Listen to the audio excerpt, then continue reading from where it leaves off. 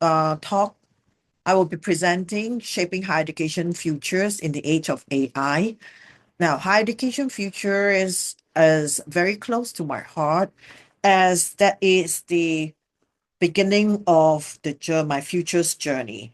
So, upon completion of my PhD at Strathclyde University in Glasgow, I was invited or commissioned to work on four national higher education policy research, looking at social impact assessment and planning for the futures of higher education in Malaysia. So that was what brought me to future studies. And so as I was working on the four projects, I find that the tools that I learned from business school were quite limited. You know, you have business planning, strategic management, strategic planning, Michael Porter and all, and forecasting tools. They were still very limited. And I was looking for something that I could use to help decision makers, policy makers, high ranking officials within the university to think ahead. What can I do to do, what tools can I use to help them to expand the mind and expand the perspective? So then I was struggling a little until I saw and attended a keynote speech by Sohail Inayatullah, where he was talking about future studies and causal layer analysis. And that was then I knew that was something that I need to learn and do. And then I also felt very strongly about how future studies ought to be taught to all students. The younger we could, if we could start them young, that would be great. And if we couldn't, if most of us are at the university level, we could do that too.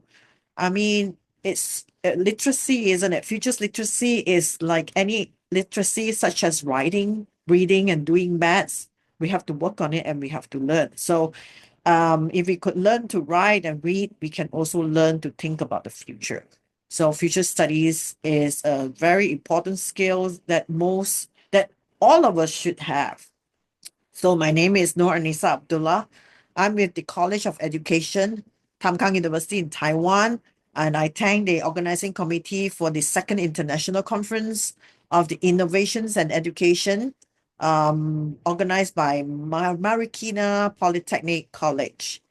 Thank you so much for having me. So the question is, how's higher education changing in the age of AI?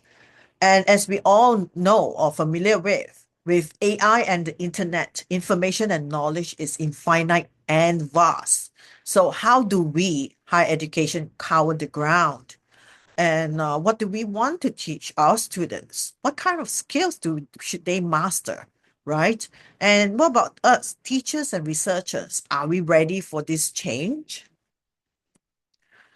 If you, I'm sure, well, I shouldn't be saying I'm sure, I'm saying too many times, but if you read a lot of periodicals online, you can see one of the um, regularly published periodicals on higher education is the University World News. They publish articles every week. And a quick search on artificial intelligence and research or artificial intelligence in education, you get so many articles that pop up. So one here that I'm showing you is, can artificial intelligence make research more open? And then on the left column, you see three other relevant articles. There's just so many. So, which means that there's a lot of discussion and there are a lot of interest in the area, in the age of, in this discussion about AI and higher education. And really, it's about time that we put in more attention to it. Right. So for me, I also want to introduce Marshall McLuhan. The medium is the message. I feel that AI is the medium and AI itself is the message, right? It's not just what we publish or what we use AI for. AI itself can influence change. It changes the way we work. It changes the way we teach. It changes the way we do research. It changes the way we interact. right? Everything. So if we are not aware of what's going on around us, or if we don't anticipate what's going to come, the future will surprise us. So as with all futures project, we always begin with horizon scanning. And so the first thing we'll look at here is how is AI affecting social change? It is already affecting student behavior. The students in my class, they would copy questions that I gave them for as an assignment. They pop the whole question into ChatGPT, and they will copy and paste whatever generated by ChatGPT onto an A4, and submit it online, and deemed to be their work. So then there was this discussion just last week with the faculty and members at at College of Education, actually. We were talking about, okay, so we have all these very polished essays. How are we going to grade them? If we just look at the essays itself, they're polished, they're well written, English is almost perfect, right? Everything is great, no grammatical error, looks good, but it doesn't read real. It reads fake. It reads a generic voice. It doesn't have personality. There's no identity in the work. So how do we grade students? So the way we teach have to change. We are noticing a role shift. So I have students in my class asking me, what am I doing here? Why am I even sitting in the class? I can learn everything from YouTube, from Instagram Reels, YouTube Reels, short videos. Why am I sitting here 8 hours a day looking at different lecturer? And so what is our role as a teacher? What is our role as a researcher? Are we just publishing? AI can simply publish something for us. What do we do? What do we teach? So the way students learn has changed too. Right now, they're not going to memorize concepts or frameworks. They're not going to memorize historical events, right? They're not going to memorize formulas, because all this coding, formulas, doing maths, everything can be done by generative AI. So what else do they do? So how do we develop the ability to think critically? And how do we expand their cognitive ability? How do we expand the state of consciousness within our students? Artificial intelligence also gave impact access and privacy of data.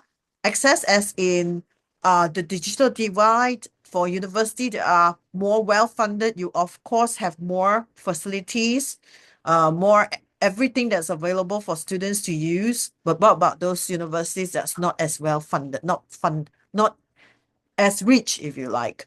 And also, in terms of privacy, um, who monitors, or what is the governance of the information that we put into all this generative AI's platform? And also, and what do people value more now in the age of AI?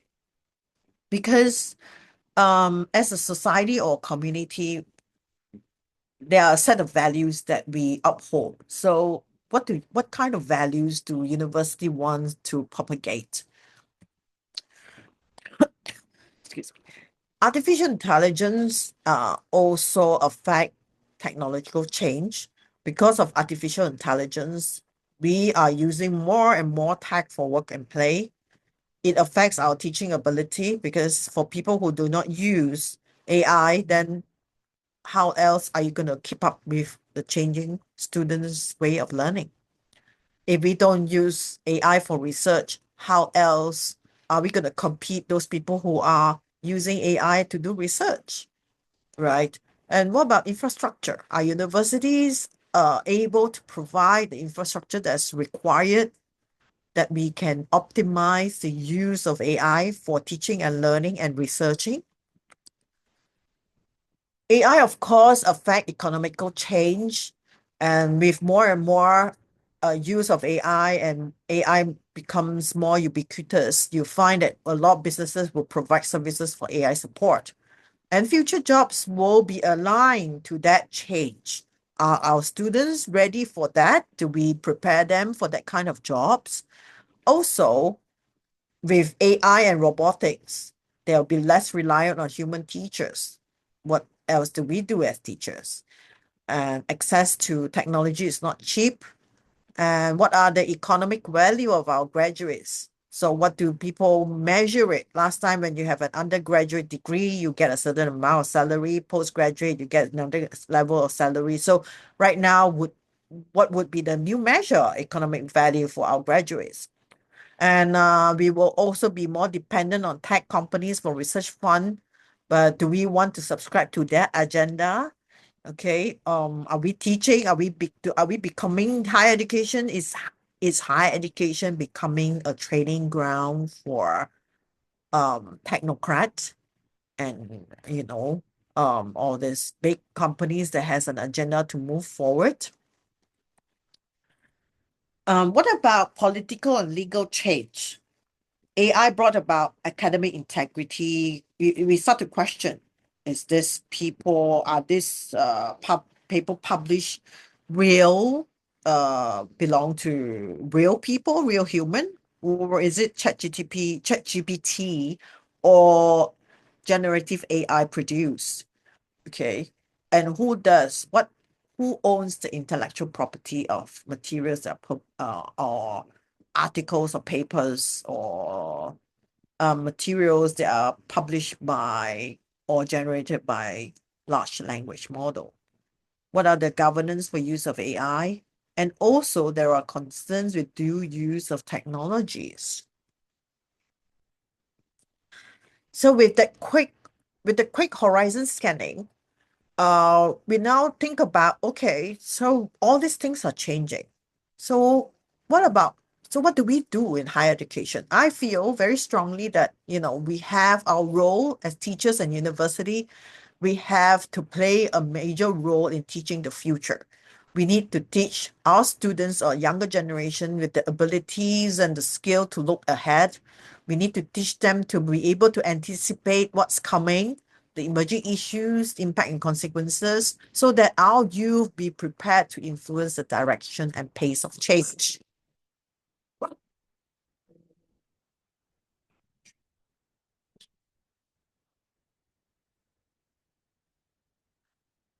Um, and another one that's glaring is that administrators and teachers, professors, we are all from another generation as compared to our digital nation, the people who are at the university right now. So this generation, they're totally different from us. They're also different from the teachers who are in their 30s, right? The young generation at the university, they are truly digital nation. So how do we understand them? How do we understand what they value? How do we understand how they approach learning? So the question would be, does education ask future-oriented questions? And what do schools do to prevent a generation of future shock sufferers? So I feel strongly about how we ought to start to incorporate or develop future-oriented curriculum, because why do we teach what we teach? Are we preparing students for what's coming in the future? And Draper Kauffman wrote this: what education will best prepare students for the next 70 years? Futurizing the classroom is crucial because we have to work around past-oriented classrooms, past-oriented mindsets. What is past-oriented classrooms? And what is past-oriented mindset? So we have the older generation of teachers who make us memorize. Memorization was the only learning that we had in school. So we have to work past that. And a classroom that is all focused in the past, like exams, how we design exams, the courses that we teach is the same thing after 70 years, is the same curriculum. So how do we address that? How do we move past teaching the syllabus for exams than to teach learning how to learn? And how do we help students cope with change by encouraging them to abandon their dependence on absolutes and a gradual shift towards a greater tolerance for ambiguity. We need to help students realize that technology or AI is just a tool. It's a means to an end and not an end itself. So when we think about shaping the futures of education, we start to think about what are some of the systemic issues that are perpetuating the problems that we have or the problems that we see today. The market-oriented frameworks in higher education, economic factors continuously to play an increasing role in shaping institutional priorities and operations. And globalization has led to the commodification of higher education, often prioritizing market demands over education values. So, what is an alternative, or what are some alternatives? We have the capabilities approach published by Nussbaum, and they offer a fundamental reimagining of educational purpose beyond market matrix. Rather than measuring success through employment outcomes, this framework evaluates how effectively institutions enable students to convert educational resources into meaningful capabilities. Another possible approach is community economies framework published by Gibson and Grahams in 2013. They highlight the diverse ways of meeting societal needs through activities like mutual aid, gift economies, and cooperative enterprise. Okay. Now, in my abstract, I wrote that I will be presenting a research that we did for higher education in Taiwan. And because of time constraints, so I'm not able to present the entire research.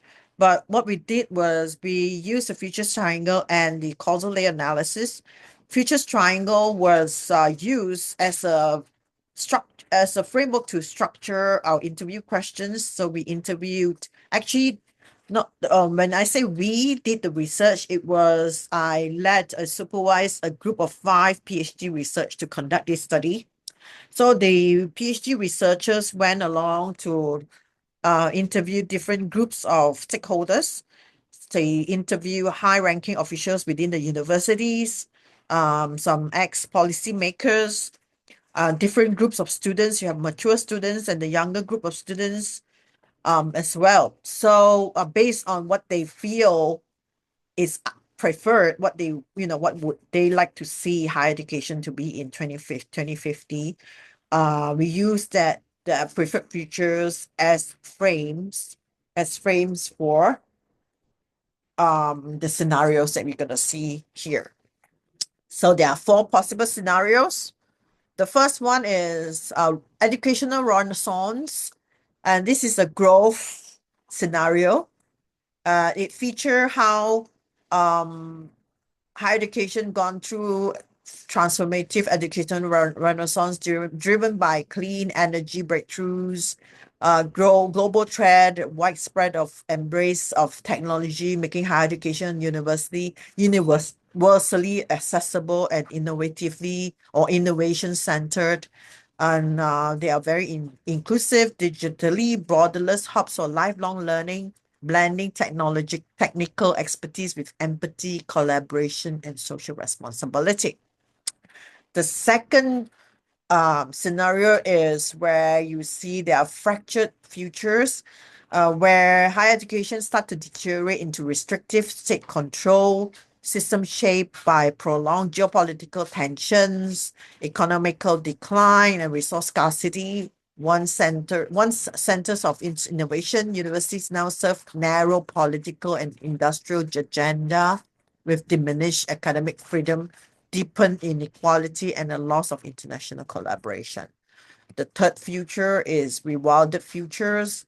This is a more of a discipline and a sustainable future where the higher education in Taiwan recognized as global model of sustainability, cultural inclusivity, and technological integration with rewilded campuses, AR and VR learning, and non-Western philosophies reshaping educational experience.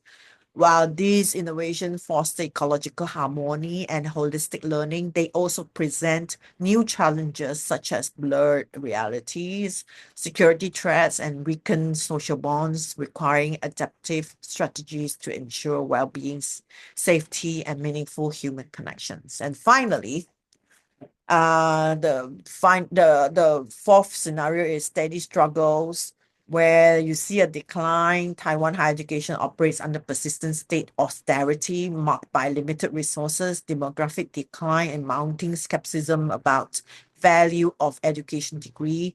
University continue to promote sustainability and social responsibility, but financial constraints force difficult trade-offs that often prioritize efficiency over academic enrichment.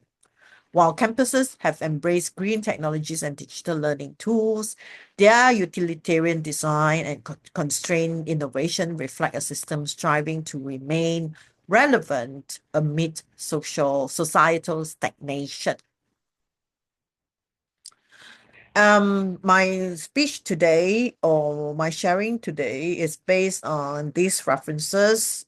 Hope that you'll find them useful, particularly Draper Kauffman Teaching the Future and my Marshall McLuhan Understanding the Media.